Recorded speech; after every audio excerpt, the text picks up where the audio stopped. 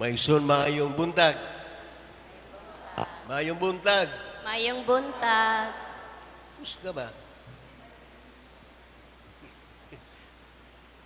Atong pasalamatan ang Diyos tungod kay atong gisalud karon ang pangilin o piyesta sa iyang mahal nga lawas sa dugo. Masipagpak para sa atong amahan. Nahibaw mo, ang kinadak ang gasa sa amahan para natos kalibutan mao si Jesucristo. Siya ay ikaduhang persona santisima at gipasulod sa kalibutan in time and space. Gasa natong mga makasasala. Kung si Kristo doon ay mahal o kinataas ang gasa hagikan ni Kristo mismo nga ni kanatong katawan. Unsa man ni? Dili ang mga milagro, dili ang pagbuhis mga patay, dili pa pagkaog 5,000 people excluding men and women and children. Dili pagdagdag ang milagro pagpagawas sa mga ipangyawan, dili.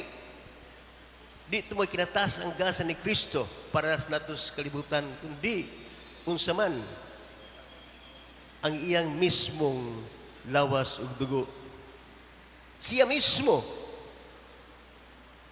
ang kinataas ang gasa para nato individual Christian soul. Mao kini ang misteryo sa atong kaluwasan. Kamituta nga kining pan human sa pulong sa konsagrasyon. Gikan pa ni Kristo sa unang katapusang panihapon ni Kristo. Hangtod karon pinagi sa gahom gihatag niya sa mga apostoles, do this in memory of me until today. Kining maong misteryo sa Eucharistia padayon naghihimo sa tanang ordained ministers throughout the universal church. Umatod pa sa usa ka balaang tao, nakalibot gisingan, balaan siya. Mingon siya, every second, kada segundos tibok kalibutan, na puli-puli ang papataas ni Kristo sa Eucharistia, tibok kalibutan. Every second, nagpuli-puli ang mga pari alsa sa Diyos nun nga Eucharistia. Every second, only to appease God's wrath. Mao na yung sulti niya.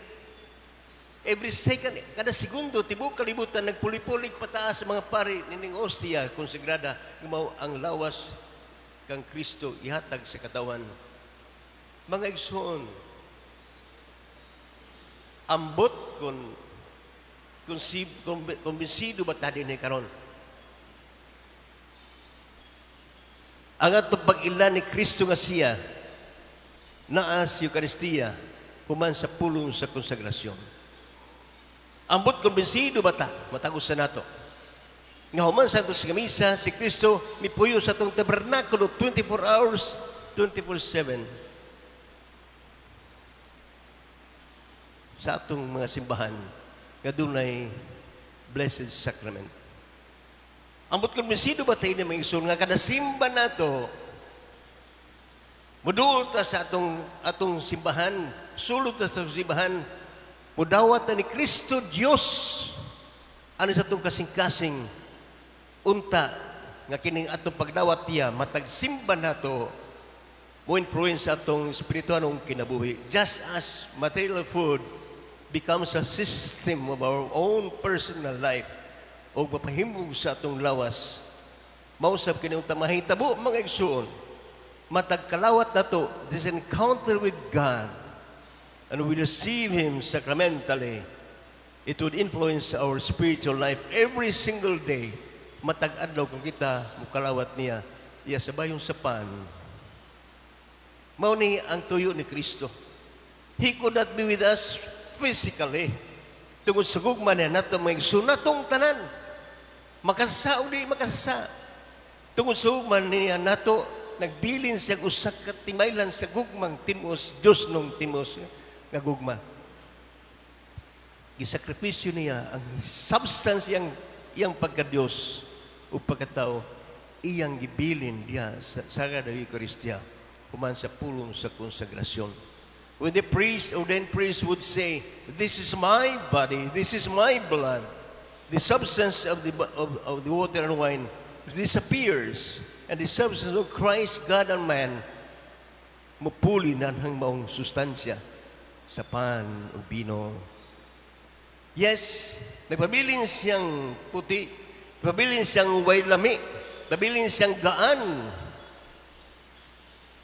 Pero ang sustansya na lawas na dugo ni Kristo sa mga bino o osya.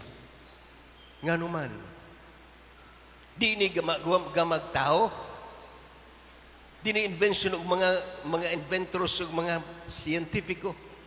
It is invention, dili ni invention sa tao, kundi ginama sa Dios nga dunay gahom. Nga di na to malalis, di po dato masabot entirely sa atong human minds and human intellect and intelligence. Pero atong dawaton sa dakong pag-ingon, Amen, because siya, Dios, ang nagsulti ini nga di mamakak, di maglimbog, di maghimog fake news. Mga igsoon, katingalahan pag-ayo. Nga kung kita pa ng Kristo linawas siguro sa atong simbahan matag adlaw, matag misa na to, pertijong daganang tao musul sa simbahan matag adlaw, magkikistorya niya. Pero di na ito makita sa linawas sa atong mga simbahan. Di na ito makita si Kristo linawas sa atong misahan. Apan kuno na tayo firm belief in Jesus' words that this is my body, this is my blood. We cannot let a day pass without talking to Him in the tabernacle. Kaya naa sa diya, ang Diyos nga nagpagkatao sa Belen, ang Diyos nagpasakit dito sa Kalbaryo o nagpalansang sa krus, si Kristo nga bisaka sa langit. After His words, kini ang akong lawas, kini akong dugo, siya mismo na diya sa itong sagraryo. I don't know how firm we are in this belief. Mailaman na ito sa behavior na ito sa simbahan. Kung na tayo firm belief in Jesus and the Eucharist, mailan na ito sa atong bodily posture, sa atong behavior sa simbahan. Nga niyas Kristo sa atong altar. How do we behave inside the church? How do we behave when we come to attend holy sacrifice of the Mass? Is my encounter with Him? Or just because I am told to sanctify the day because it's Sunday or holiday obligation? O mukalawat lang kung tungkol kayo, everybody goes to communion. Mudawat lang kung niya tungkol kayo, ang tanang tao ng simba, may kalawat. Kaya ingon si Kristo karon sa Ebanghelyo, amo kaon sa unod mo inom sa kong dugo, adunay kinabuhing walay katapusan. I will live in Him and He in me. Muto bataan na. But there is a caveat ni St. Paul, ni San Pablo. Doon na say warning, mga igsoon, ako ning balik-balik og sulti. Aron kita matauhan sa pulong sa Dios. Kaya daga mo kalawat din bisan dili gyud andam. This is a fact and reality. Na mo kalawat nan basta masusimbahan ni simba bisag dili patakos, dili worthy. I'm not judging, but this is experience of mine. It is a fact and reality.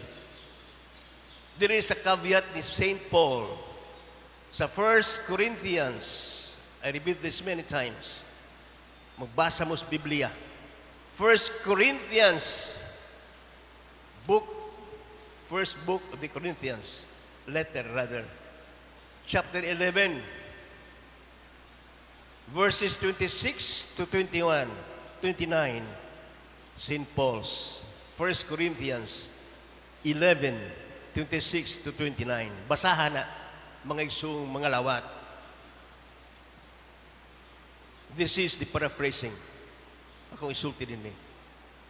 Mingon sa San Pablo niya ng teksto.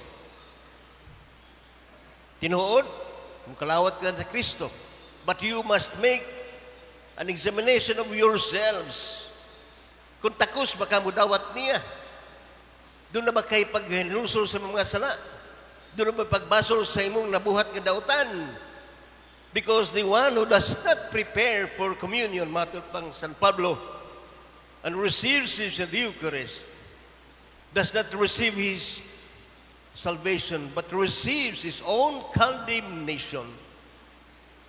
Maunay timan nato kasing-kasing. Dili tanan mga lawat ng isuon na anang status sa grasas Ginoo. I know this for a fact. Por eso, likaya na to isuon. Kung we are not worthy to receive Christ because He is holiness Himself, He is God Himself. Do not put God into your mouth, into your heart, nga dautan pa. Kaya doon ay sa laod batok sa Diyos o si katao. Ayaw. You still have to be reconciled with God and brother in the sacrament of reconciliation. Mao na importante, di ta ma-pretend. Siguro mao ito mapabiling sa itong lingkuranan, kaya di ta mo pila para mo kalawat because of human respect. But please, examine your conscience before you receive Christ into your own life. Because Saint Paul would not be mistaken. And even Saint John Paul II, Pope of happy memory, he was amazed. Pero naalarma siya. Pagtanaw sa daghang kay mga lawat. Pero there was no process of reconciliation to the sacrament of confession. Mga igsoon, let us think that God Himself invites us to be with Him. Kita, ibitado ta niya. Mao ni usahay, maglibog ta. How can this be? How can this be? Gibitan ang Kristo, but there are limitations. Yes. In every human action, there is always a limitation. Do what is right. Not to do what we want to happen, what we want to do. Every now and then.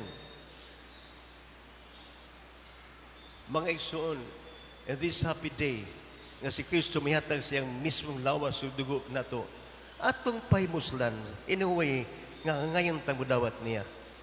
Ang ngayon tang musuot sa simbahan in that aspect, nga kita muduol niya, we are encountering Him in the Eucharist.